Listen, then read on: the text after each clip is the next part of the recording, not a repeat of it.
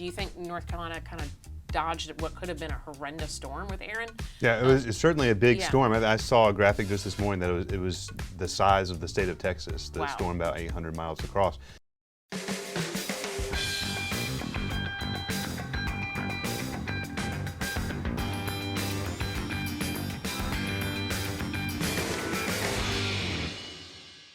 Hi, and welcome to the Debrief. I'm Donna King, Editor-in-Chief of Carolina Journal.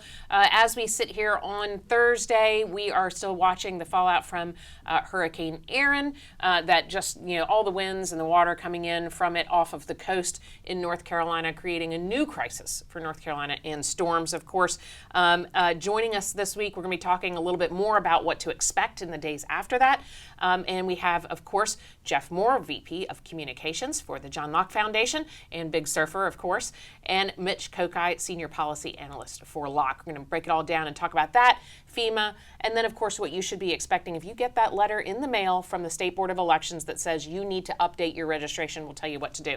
All right, let's start off with Hurricane Erin. Jeff, I know you could not resist it. I knew as soon as we saw that on the news that we were going to be getting it, that you were going to be just taillights headed to the coast. Yeah, so I grew up on the coast here, and so Sure. surfed a lot of hurricane swells that have come our way. And so I saw I've got a couple of apps to trap incoming swells, and I saw a couple weeks ago that we may have a swell coming up. So I made sure I had some PTO lined up, and was able to escape Tuesday to the beach and go surfing down in my home beach in Atlantic Beach. But you're following the rules. You're leaving when they say to. Yeah, yeah. So, and we didn't have, there was no evacuations for Atlantic Beach or anything like they've had some on Hatteras Island and Ocracoke. Sure. So you had a lot of sightseers, people that wanted to come out and see the waves. A lot of people that were on vacation already, or people that are just new to the area and haven't seen storm swells come in like this. But yeah, so we had a great time. I linked up with some friends and some brothers and went surfing for the day. Good, good. Well, since then, though, we've seen some flooding, high winds, double-digit swells, it looks like, for North Carolina. So we're going to be really evaluating over the coming days what that damage looked like. Governor Stein had a press conference on Wednesday saying, look, we're still digging out from Chantal and Helene. We've got all these other things, and he had some concerns that maybe FEMA isn't coming in with the reimbursement rates that they have in past storms. What are you thinking? He did, and I suspect that one of the reasons for that message is that Erin is not expected to be a huge, major catastrophe. When I was listening to what Jeff was talking about, it reminded me, this is kind of what you typically think of as a hurricane in North Carolina, that the hurricane kind of makes its way up the coastline, and as it's swinging back out into the Atlantic, it kind of hits that part of North Carolina that sticks out a little bit further than the coastlines of the South Carolina and the other states along there. Right. And that's something that we can expect. If you live in that part of North Carolina, you've got to expect you're going to have a hurricane, if not every other year, at least every few years, something's going to come by. And so North Carolinians are used to that. What we had from Chantal, certainly what we had from Helene, is out of the ordinary. And I think Josh Stein, while he's right, of course, to have an emergency update and say, people be careful, don't be out there in the water when it's at its worst. A lot of this is also kind of setting the stage for if there is a major big hurricane of the type that we're not used to, getting people prepared for that. And you mentioned the fact that he talked about FEMA and FEMA reimbursements, that at this point, looking at what we've had from Helene and Chantal, that the reimbursements from the federal government were much lower at this point than what we've seen from some other hurricanes in the past. So while the governor certainly was putting out a message that was geared toward people addressing this particular storm, I think he was also sending a message about, all right, we still need to address some of these other big storms and the recovery efforts that North Carolina has from them. Sure. We've had a lot of criticism of FEMA over the last year, saying, look, they weren't there when we needed, moves too slow, too bureaucratic. The Trump administration has said we need big changes in FEMA, but that narrative has shifted a little bit in the last year. Sure, because for a while, Trump was saying, I'm going to shut down FEMA. We're going to get rid of it. And he tasked Michael Whatley, who's now a candidate for Yeah. Senate, but at that time had been a big Trump supporter and was head of the Republican National Committee and has North Carolina ties. So Trump knew that and said, this is going to be one of the people who's going to help me as we get rid of or replace FEMA.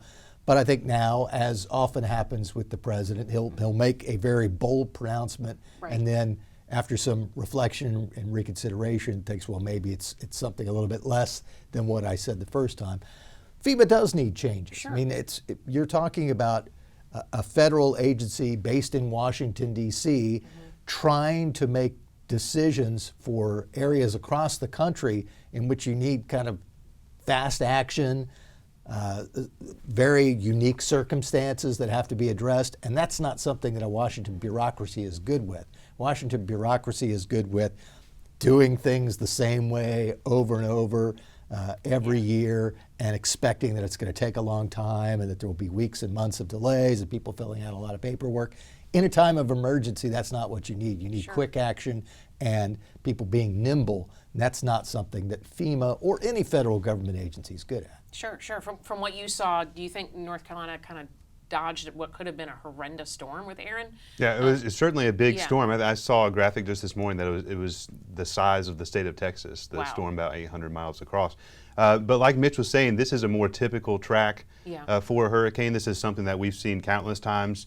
It didn't actually make landfall anywhere. It's mostly, the old timers would call it a fish storm. That it stayed out at sea and created a lot of big swells and some problems for the Outer Banks. Highway 12 was underwater overnight. It's still closed down right now.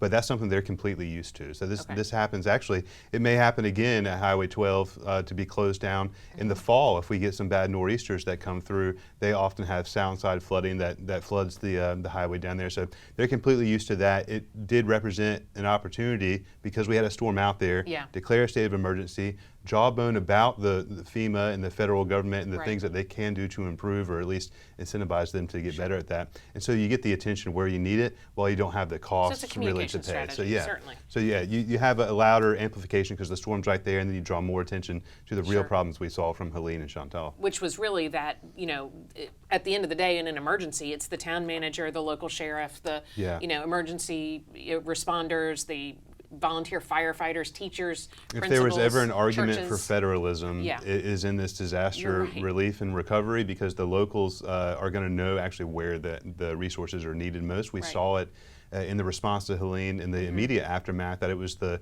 private charities and local initiatives that were really doing the yeoman's work as far as helping people out.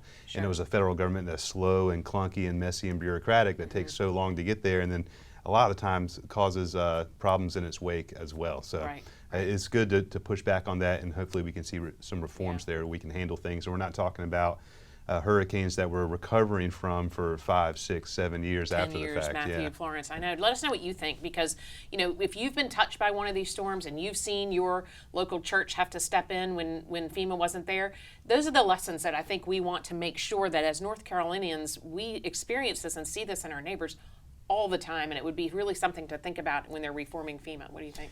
Yeah, the last thing I was going to say was that we aren't minimizing the fact that there is a storm, there is going to be some damage, and it is good for the governor and the head of emergency management to get out there and tell people to be prepared.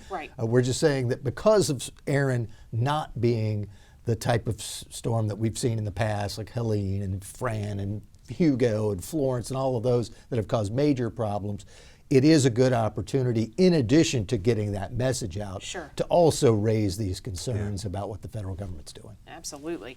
Something else we've been talking about a lot lately is the State Board of Elections. So State Board of Elections has already corrected about 20,000 voter registrations. The law for filling out a voter registration, federal law since about 2004 has been that you have to include a driver's license number or the last 4 of your social. It's just been on the book since 2004. North Carolina didn't change their forms to make them more clear until 2020, I think, about that, 2024. So those, you might be getting a letter, and that's one of the things that, Mitch, if you could kind of walk us through it, you may be getting a letter that says you owe them a little more data. Sure. Remember, this was a big issue before the 2024 election. The Republican Party filed a lawsuit about this, and it basically, the court said, okay, we're not killing your suit, but we're not going to address it before the election. And then after the election, it remained a big issue because it was part of the whole challenge process that Jefferson Griffin had.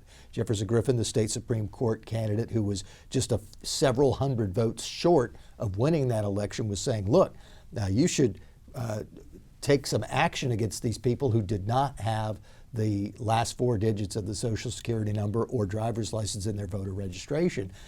Those should have been cast as provisional ballots until you got that information, and if you can't get the information, you should throw it out. The courts eventually said, no, we're not going to do this in the context of this election. Jefferson Griffin, you lose, Allison Riggs wins, but the whole issue of having 100,000 or more of these voter registrations with incomplete information, that issue didn't go away. And it's still the subject of legal action, not only the legal action that the Republican Party filed in 2024, but the U.S. Justice Department came in and filed its own lawsuit against the Board of Elections saying you got to do something about this. Because of a recent change in the Board of Elections, which flipped it from a 3-2 Democratic majority to a 3-2 Republican majority with a new executive director, Sam Hayes, the Board of Elections has been open about wanting to do this. Not because of litigation, but because they think that this is information that needs to be collected. And so they've gone through the process of trying to make sure that it was, I think initially more than 100,000 of these voter registrations would have the information added. As you mentioned, probably more than 20,000 now already has that information. But what will happen is if you are one of the 80,000 plus people who are registered to vote but don't have that information in your voter record, you may get this piece of mail that will say, hey, there are several ways for you to go about getting us this information. Now, I have to tell you, if I got something like that in the mail, my first inclination would be, this is garbage. This is someone trying to get personal information from me, and I'm not going to give it and toss it. But in this case, it actually is something that's important for you to address, either by going to your local elections board office, filling out the form and sending it back, or by going to a website. I think all three of those options are there. Get that information in there. You don't lose your registration to vote. You're not going to be taken off the voter rolls. But what will happen is if you don't provide that information and you go to vote the next time, you may have to cast a provisional ballot. There's going to be some sort of process in place. I'm not sure if it's going to be cast a provisional ballot, then provide the information later and your ballot counts, or if the Board of Elections will set up something so that the poll workers will collect that information at the time and you get to cast a real ballot. I'm not sure that is resolved because we're talking about elections that are still to come. But if you do get one of these pieces of mail, fill it out or take the other steps so you don't have to mess with that the next time you go to vote. So national Democrats are saying if anybody's taken off the rolls, we will sue.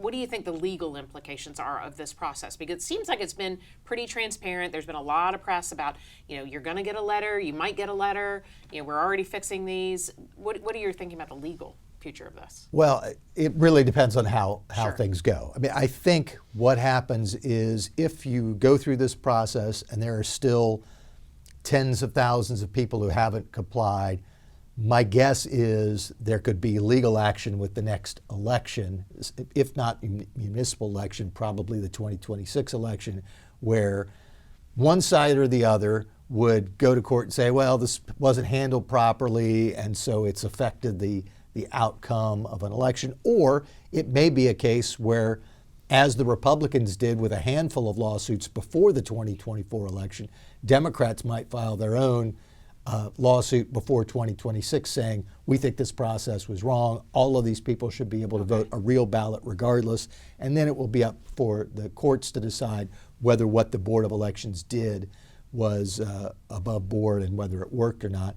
One thing that might help is you still have that U.S. Justice Department lawsuit. And so if the lawsuit is resolved in an amicable way or in a way that says, that a judge says this is what was supposed to happen and it either did or didn't, that might prevent the Democrats from coming back later and filing a new suit. Sure. Okay, so from a communication standpoint, this is what you're good at. How important is this process in public perception? about the security, the integrity of our ballot box. Yeah, so they're speaking to a couple different audiences with these moves, just the actions. Not that they're catering to a different audience, one or the other, but in taking these actions, they're inspiring people that care about election integrity, because the headlines here that more than 20,000 voter registrations have been fixed so far. So you have those people actually coming on that are more secure in their voting process going forward, and you have the remaining 80,000. We'll see how many of those are left over when you get to quote unquote like a finish line where people can make some determinations about if is it advantageous for them to launch a lawsuit on one side or the other. But if you go back to some of the earliest communications from the NCGOP, from the RNC, and then from the Griffin campaign when they were launching this legal challenge, they mentioned in those communications that this wasn't just about the Griffin case in particular. It wasn't just about that race, but they thought that this was a good thing to do because even if it didn't resolve in their favor, this was a good thing to do for election integrity and the security of our elections going forward. With this process playing out at the State Board of Elections, you already have tens of thousands of these records rectified. I think that's actually working towards fruition for them. So all of the wording and messaging that they had on the front end seems to be coming to play. We'll see how big the hangover of the people that don't resolve the issue. But if they're able to cast provisional ballots at the voting booth and then they get rectified after the fact and their ballots count, it strikes me as some of the voter ID kind of conniptions that we had along the way when we were trying to get there, where we had at least one municipal election where voter ID was required. And it seemed like, well, is this going to be a big deal? But everybody's experience going to the voting booth saw that if you didn't have it, you could cast a provisional ballot. It was easy to actually confirm all of your information there, and your vote would go on to count. So I think this will probably play out much the same way, and there'll probably be some more lightning rod issues coming to us that we don't even know about yet that will take all the oxygen out of the room. But we could see this in court in the future, and I wouldn't put that past anybody. Right. Yeah. We've learned not to rule that out. There's Certainly, going to be a lawsuit over almost anything done with elections. That's probably you've got to keep those election lawyers or redistricting. That is a huge industry. It is a huge huge industry. Sure. So finally, a North Carolina business court judge has rejected TikTok's attempt to have North Carolina's lawsuit against it dismissed, saying, look, North Carolina can move forward in suing ByteDance, the parent company of TikTok. Mitch, so what is the state arguing? Why is the state suing TikTok? Basically, the state is saying that TikTok has manipulated its application in such a way that it is addictive to minors, and that it is a deceptive and unfair trade practice, and so it violates the state law in that way. And so there are a couple of interesting developments this week. One was that Business Court Judge Adam Conrad issued this order, a nearly 30-page order, saying that he was rejecting the motions to dismiss from TikTok and ByteDance. The state filed suit. North Carolina isn't the only state that's filed suit. More than a dozen have filed similar lawsuits.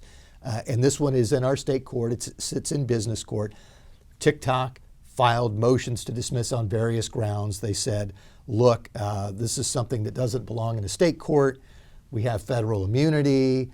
There's a First Amendment issue. And the state has its failure to state a claim is the official legal language, basically saying that, look, you filed suit, but you didn't say anything that would allow you to be rewarded for your suit. All you're doing is complaining. You're not actually making a claim that a court can resolve.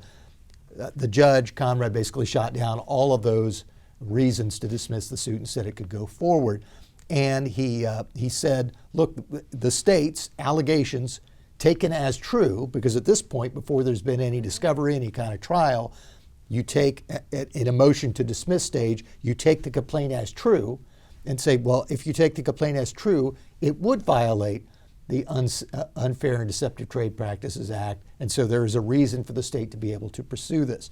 So that was the one really big development that we noted in Carolina Journal, and tooting our own horn, I think we were the first ones to do that. Now, a second piece of this has gotten national attention now within the last day or so. Saw a report in CNN, and that was one of the other pieces of paperwork that came out at the same time as this order was an order allowing for a particular piece of this lawsuit to be unsealed, and that was video evidence of TikTok employees saying, "Look, this is addictive."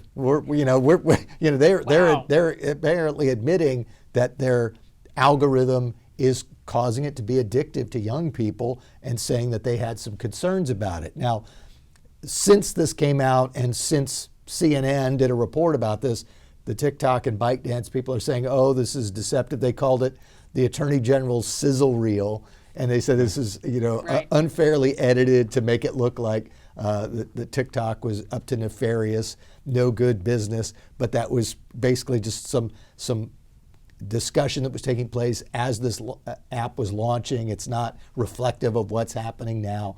But that has attracted some national attention to this North Carolina lawsuit, and it'll be interesting to see how much attention continues as it goes forward. Absolutely. I mean, we're talking about this rub between protecting kids and free speech, and all of the mental health is a huge issue among young people, and social media is a big culprit. We both have kids. I mean, I see it, and I'm sure you will soon.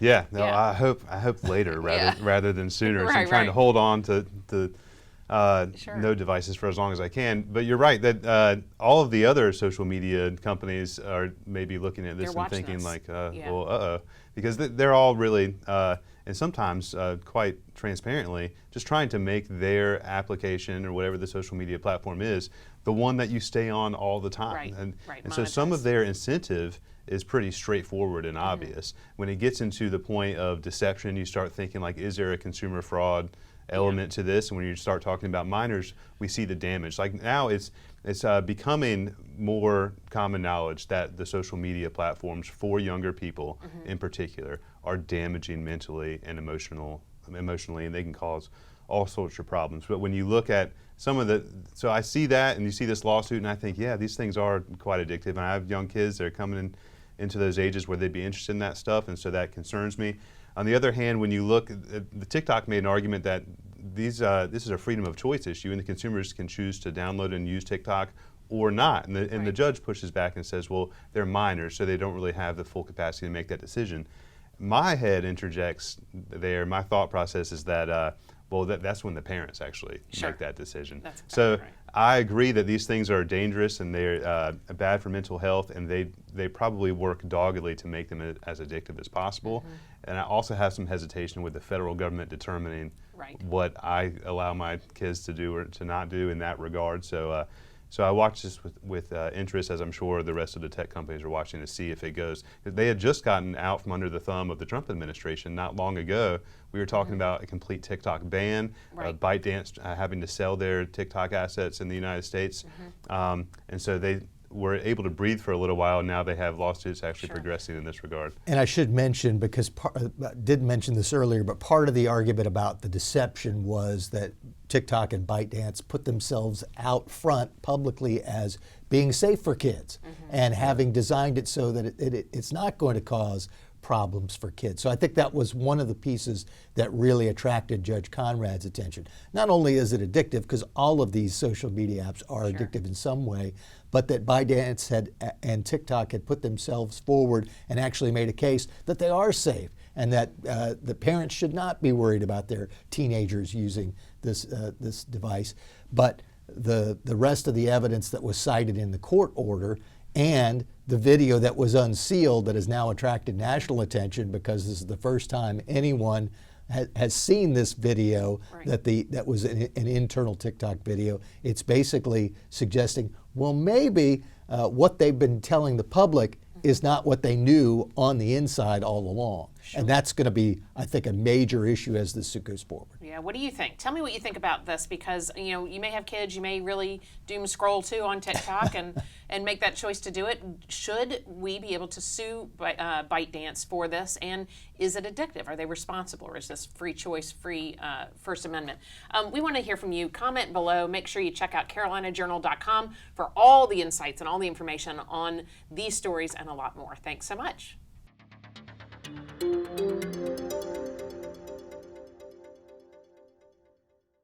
Did you learn something? Make sure you subscribe to Carolina Journal's YouTube channel and watch the Debrief every week, where we're going to be breaking down everything happening in your state government. And check out carolinajournal.com for the latest breaking news.